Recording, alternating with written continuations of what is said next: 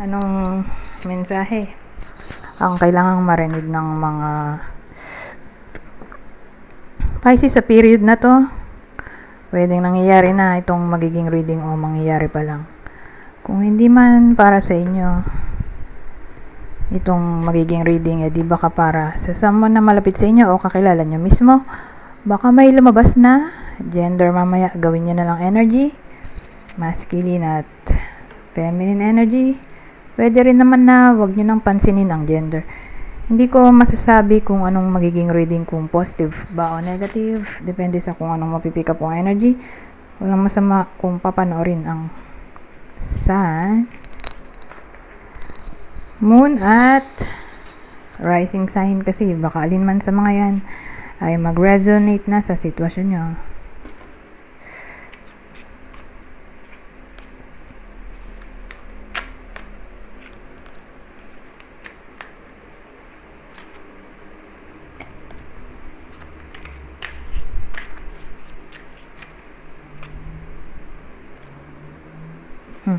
So, magsimula na tayo. Ang bida natin ay lalaki. Pwede rin namang babae kung extrovert siya. Pero since dalawa yung gender, magkakalituan tayo. Kaya kailangan ko mamili ng isa lang. So, ang pipiliin ko ay lalaki. Pero tandaan na ang reading na to ay pwede rin sa babae. Okay? Kung extrovert. Kaya lang nga kasi nakakalito kung babanggatin ko pati yung babae. So, mamimili lang ako. Kailangan ko mamili isa lang, lalaki. Ha?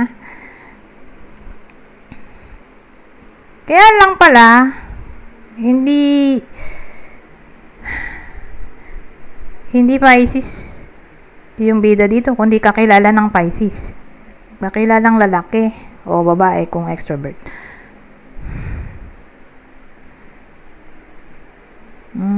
So, mamaya malalaman nyo sa bandang huli kung sinong kakilala to. Okay? Doon tayo titingin sa bandang huli ng clue. Basta sa ngayon, ang scenario dito, namumroblema siya sa Ten of Wands. Alamin natin ano tong Ten of Wands.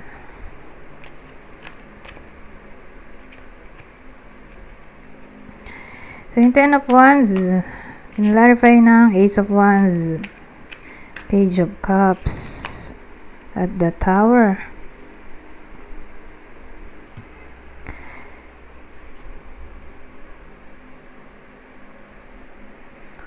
Teka, ayan, para kita.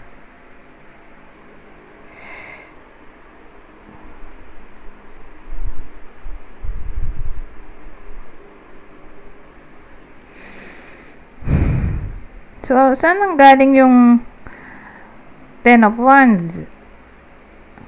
Dito. Sa Ace of Wands. Mukhang may initiation dito. A beginning of action. O may nagde-desire ba? May someone na nagde-desire.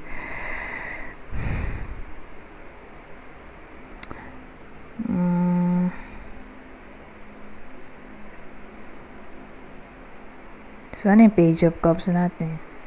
So, more like na-fall in love. Kasi Page of Cups ay pwede rin crush. So, yung Ace of Wands natin, new action, desire, o potential. So, sa madaling salita, may bago nagpapa-excite sa taong to at ito ay probably may crush siya. Hindi ko nga lang masabi kung single ba siya o in a relationship. Mamaya, kukuha ko ng ibang detalye. Kaya lang may the Tower.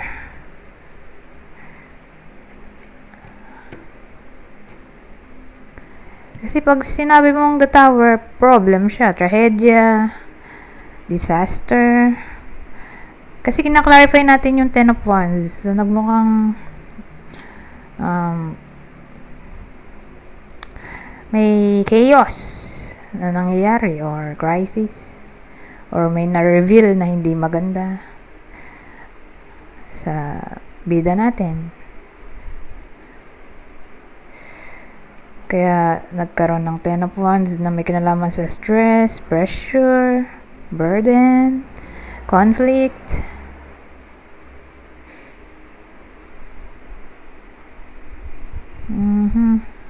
O sudden change.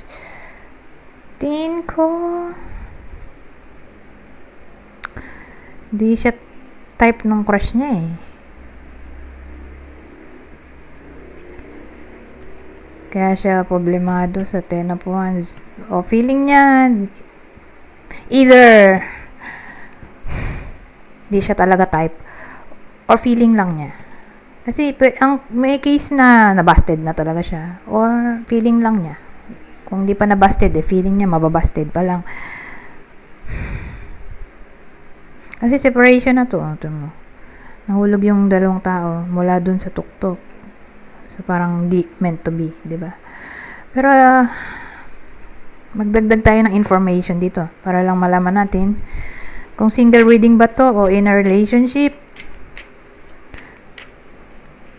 Anong ibang information? Pwede pang maiba yung detalye natin dun sa una. Okay? Kasi magdadagdag tayo ng bago eh.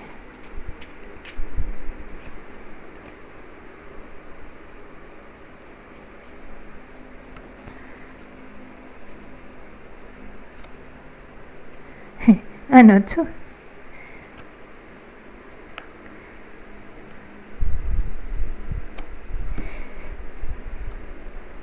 Walang lumabas na detalye kung single ba to o in a relationship, pero ito pala, may commitment card tayo, loyalty, so probably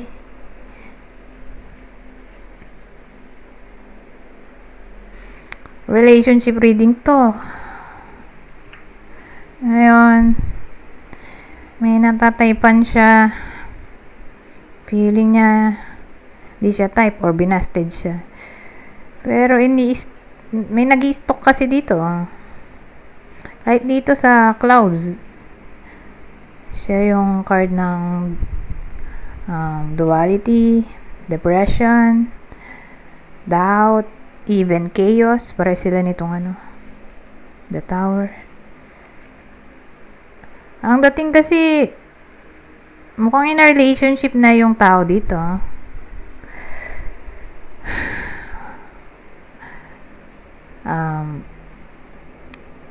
Aware naman siya na hindi pwede.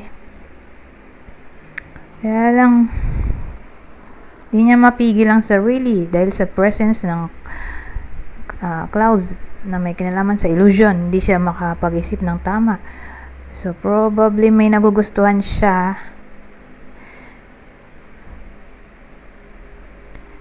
Kaya lang, hindi siya type. Or binasted na siya talaga. Or feeling niya pa lang, di siya papatusin. Pero grabe rin. In a relationship na pala to. Nahanap pa siya ng iba. So, may ganyang case talaga. May times na fall in love nang hindi inaasahan. Or ginusto niya siguro. Depende. Pero, ang sure dito, naging marupok yung tao. Nagugustuhan siya, pero mukhang hindi posible. Kasi nga, nandun yung disaster, diba? Yung the Tower.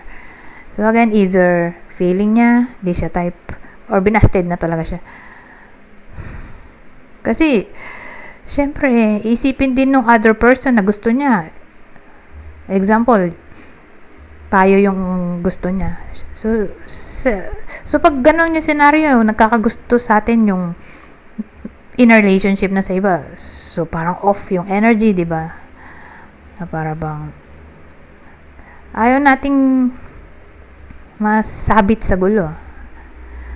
So, pwedeng ganun. Tayo yung lumalayo. So, parang ganun siguro yung dating dito nung babae na crush niya. Aware siya na in a relationship na yung nagkakagusto sa kanya yung lalaki dito. Yung lalaki sa kwento. Aware yung babae na in a relationship yung lalaki sa iba. Hinahabol pa siya. So siguro sa isip niya, baka mapasubo siya sa gulo. Kaya di niya gugustuhin, di ba? Na gano'n ang mangyayari at maging kabit siya, kaya siya mismo lumalayo. Kasi ganun yung energy eh. Feeling ng lalaki di siya type or baka binasted na talaga.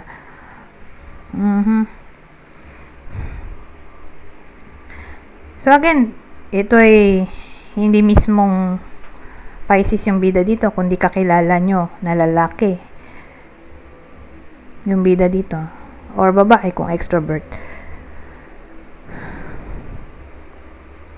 Pero, ganun yung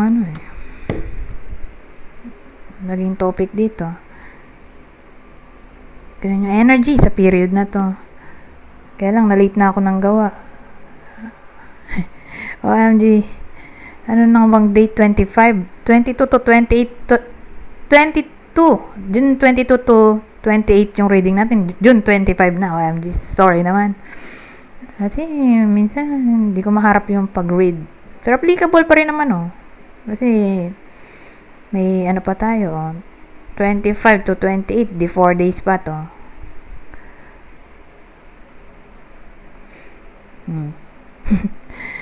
Anyways, atensya na busy ako Pero don't worry, may gagawin akong bagong series. Gagawa ako ng series ng pang 2026 na yearly reading. Uunahin ko agad ang Pisces, don't worry, bilang compensation at na-late na ako. Lagi akong nalilate kasi hindi ko nga maharap minsan mag-read Anyways,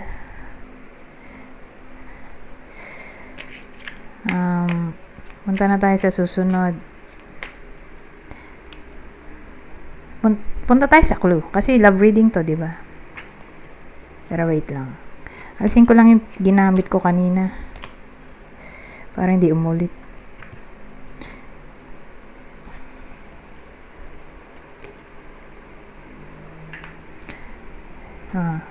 So, ito yung clue. Ito yung kakilala. Kakilala nyo. Na pwedeng tamaan ng reading na to.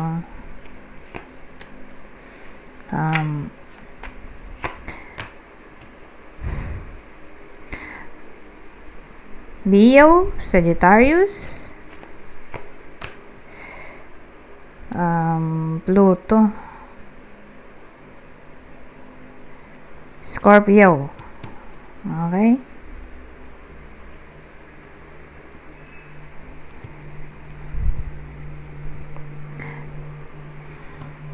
Pero grabe rin kung sa person nyo tumama to, isama na rin natin yon. Baka lang, Diyos ko po. Wala namang masama, ilagay din natin. So, hopefully, wala dito yung person nyo. Oh my God, kung in a relationship. Ay, wait lang. Pisces, Gemini, Saturn, Aquarius, Capricorn. Nakalimutan ko. Di ba pala tayo ending? Kasi ang daming clarifier kanina. Akala ko ending na tayo. Kaya lang nakalimutan ko na. Ito na yung mga ginamit kong card kanina. Basta ang alam ko nandun yung Hierophant Ito, Hierophant.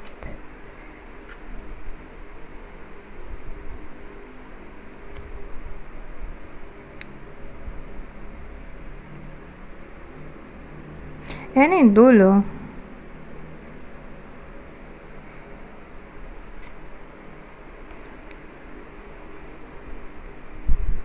Ito yung kanina, Ten of Wands. King of Wands.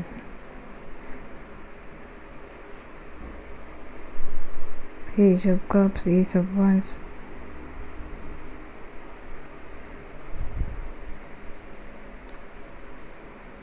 Four of Pentacles ba yung huli? So, kailangan kong i-pause. Ipo-pause ko tong video. At dahil kalimutan ko eh. Kasi hindi pa pala tayo ending. Diyos ko po. So, pause muna.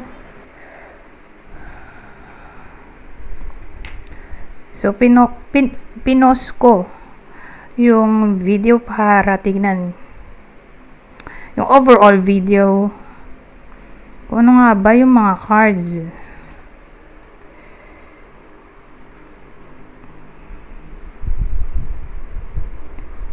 So,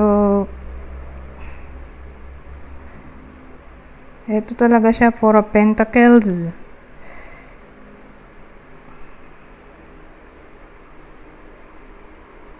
King of Wands. Hierophant.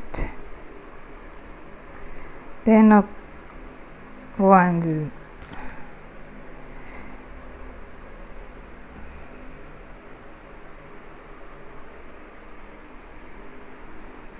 So, ganun siya eh. Ayan.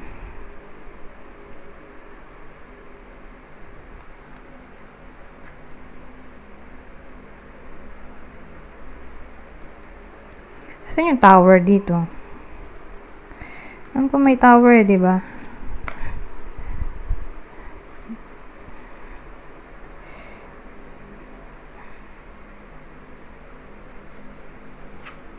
Yun ang nawala. Kasi sinapol ko eh. So, wait lang muna. Hanapin natin yung tower.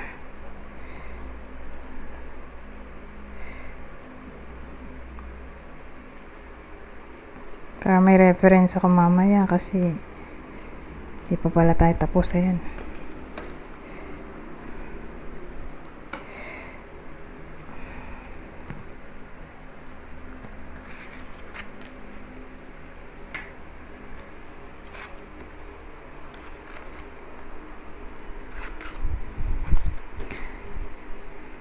Kailangan niya mag-continue.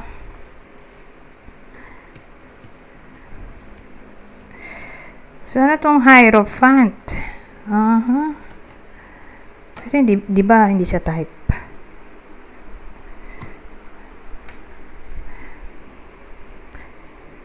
Nauna na yung clue natin. Di ba pala tapos? So, ano tong Hierophant?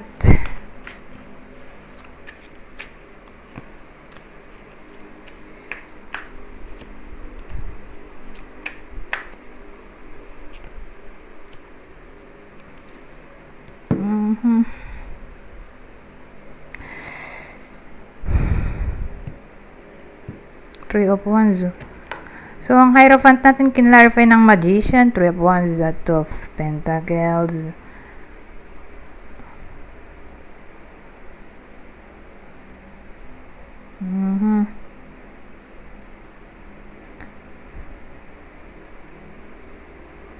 So, ang dating sa akin,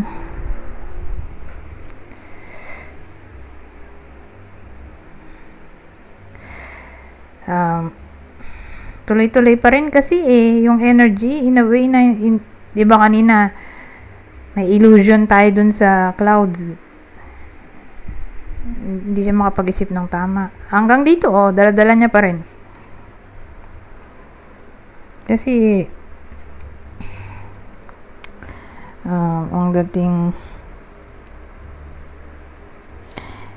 ibang meaning kasi ng Magician ay pwede ring willpower or pwede rin siyang disaster. Same sa the Tower. Marami kasing meaning yan eh. Depende sa anong alam ng reader or sa book na ginagamit niya. Pero isa rin sa meaning niya ay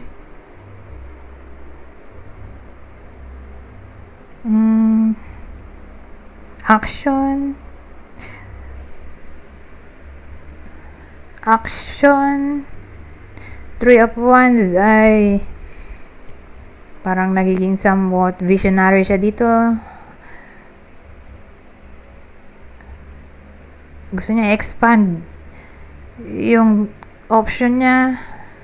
Nagbabalance kasi siya dito eh. So parang dating nag-i-imagine siya about what if. Ini-envision niya yung sarili niya. What if pagsabayin niya yung crush niya at yung jowa heirs niya, yung current lover niya. Diyos ko po. Kasi nagbabalance siya sa dulo eh.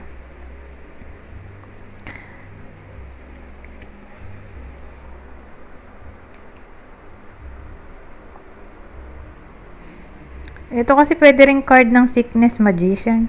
So, sickness yung ano, parang love sick. Or, hindi siya makapag-isip ng tama when it comes to love.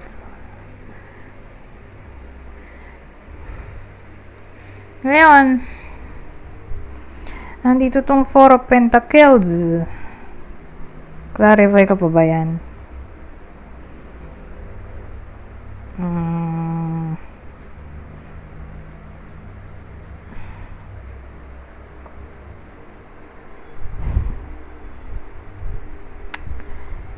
Kasi yan yung card ng possession eh. Selfishness, boredom.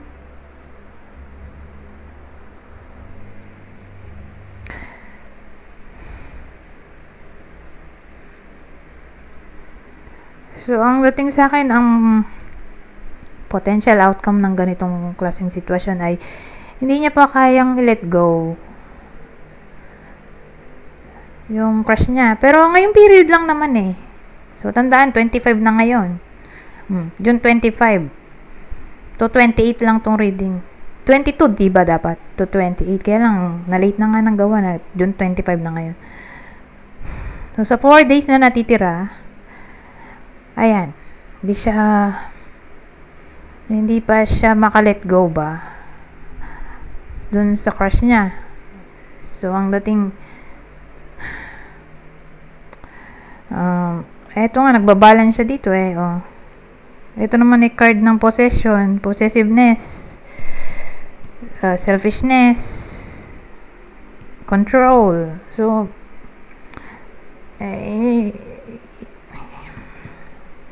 hindi sa madaling salita, hindi niya magawang tanggalin yung isa dyan. Oh. Gusto niya pa rin pagsabayin.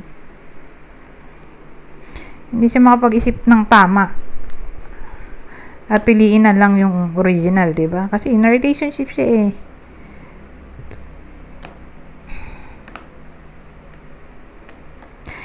Actually, survival mode din to eh. So, hanggat hindi pa siya nahuhuli ng original, hindi siya titigil. Ganun yung energy. So, ayan. Natapos na tayo, finally. So, true na talaga to. O, totoo na. Nag-end na tayo sa reading na to. Diyos ko po, God.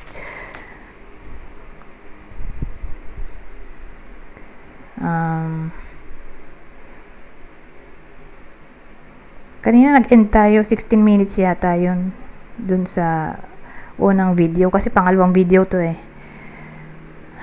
So 16 ano ngayon, 8 na, 16, 17, 18, 19, 20, 21, 22, 23, 24 minutes. Mag-end na ako siguro. Lalagay pa sana ako nito kaya lang kukulangin ako sa oras. Ganyan na ako. Sa bagay na discuss ko na yung clue kanina, di ba? Yung mga clue. Ay, ito. Last na to. Ito yung hindi natin na-discuss. Extra clue. Same instruction. Kung dito tumama sa inyo. Sa bagay, yung bida natin ay kakilala nyo, di ba? So, ito yung possible clue tungkol dun sa kakilala nyo na pwedeng tamaan ng reading na to. So, again, papasok din dito yung person nyo. Huwag naman sana, di ba? Kung in a relationship.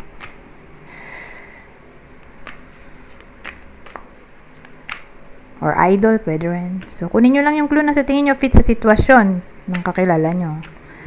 So, may someone na sharp ang face. So, ibig sabihin, maanggulo.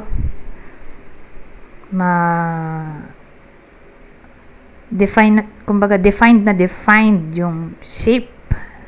So, ibig sabihin, mababa, mapanga, ma-cheekbone, malapad noo, matangos ilong, malaki ang bibig, masyadong malaki ang tenga, siguro. Parang pansin na pansin mo yung edge.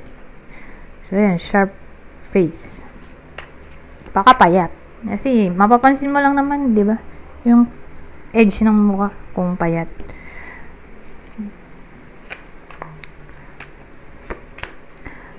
Tall. So, matangkad daw. So, sa pananaw ko, pag tall, mga